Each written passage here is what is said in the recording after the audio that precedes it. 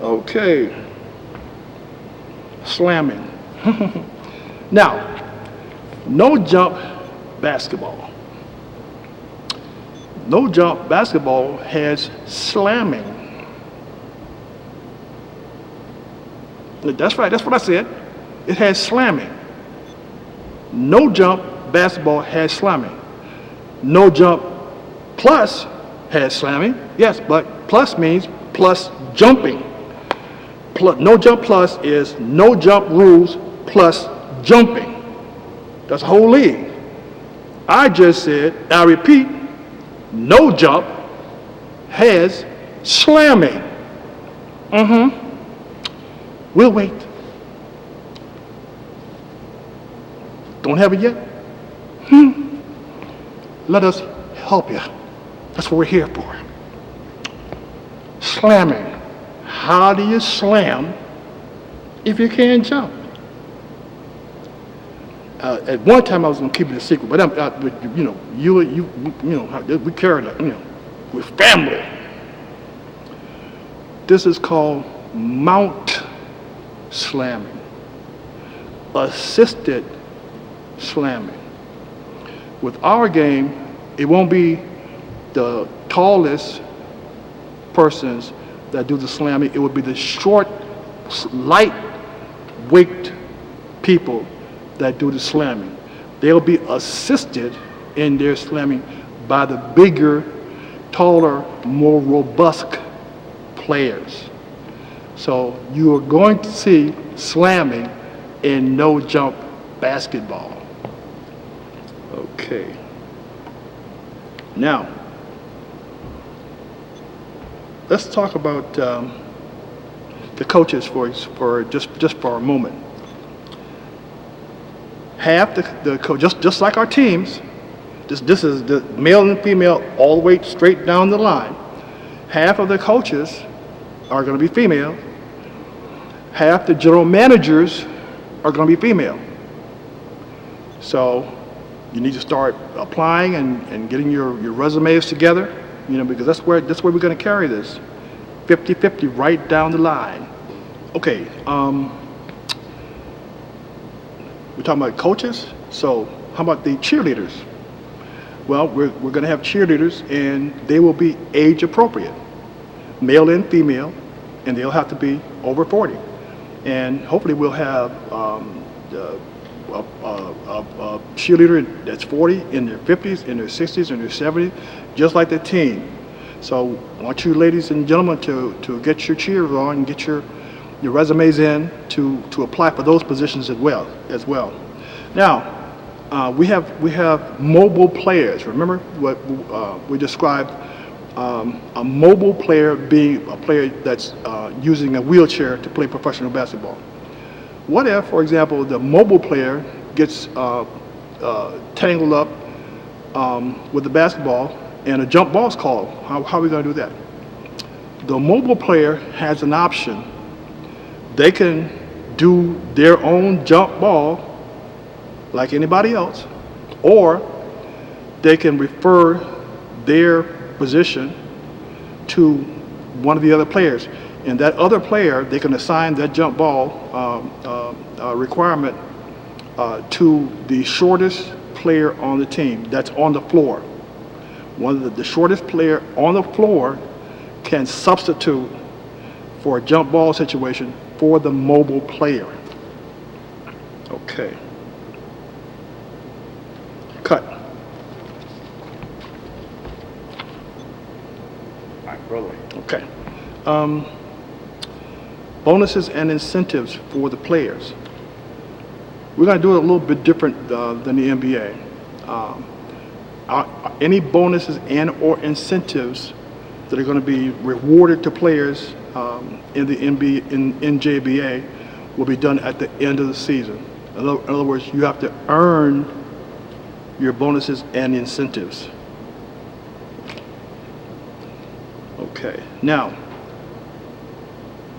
we kind of anticipate a situation where the NBA, they're certainly going to enjoy our games as well as we have been enjoying theirs over the years.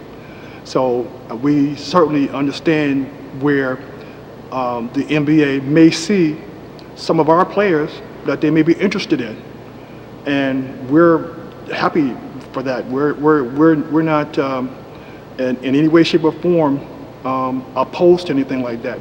We're opposed to our players being happy and being prosperous and the whole 9 yards. So if the NBA invites one of our players or a number of our players to go to tryouts, as long as it's in writing, those players will not lose any time off the team, and they'll lose no income, they'll lose nothing. So we're gonna handle that situation right there. We want everyone to be happy, everyone to be prosperous. No ifs, ands, or buts about it. Chances are we're gonna have ex-players or from the NBA as well. So we're gonna be welcome the exchange of players at any time, always. Okay. Okay, cut. All right. Start practicing right now. We believe that we're trying to get all this done by July 1st. That's our goal, to start the league. So we have an enormous amount of stuff we have to do between now and then, but we can certainly get it done. But we need you to tell everybody on the planet, first of all, and then start practicing. Ball handling, number one. Your defensive skills, your passing, strength and endurance, man-to-man zones, defenses, strategies, switching, all of that stuff that you already know. Most of you already have been playing basketball for years. Watch the NBA. Watch how they play. No question about that. But you got to get started immediately. Now, we're going to have a uniform for a practice uniform. This is pretty much the practice uniform. This is the practice uniform of the 4th league. Oh, didn't we just say 3? No, there are actually 4 leagues. The EMD, didn't talk about that yet. That's right, the EMD, Emergency Member D League. D standing for development. Hello. This means that teams outside of the mainstream teams that are appear on television, we're going to have a D League just like the NBA.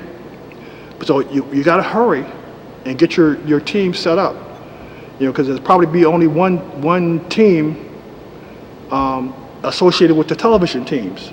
So you got to get yours set up. It must be exactly like the traditional teams, half male, half females, male and female partially disabled players.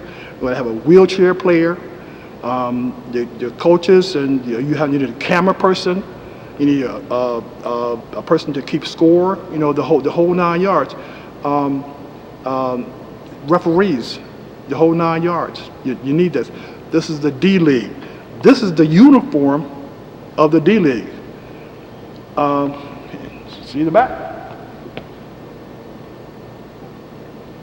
Now, it's the uniform of the D League, but it's also, if we get our way, it's also going to be the practice uniform of the television teams, of all the first teams. This is the practice uniform right here.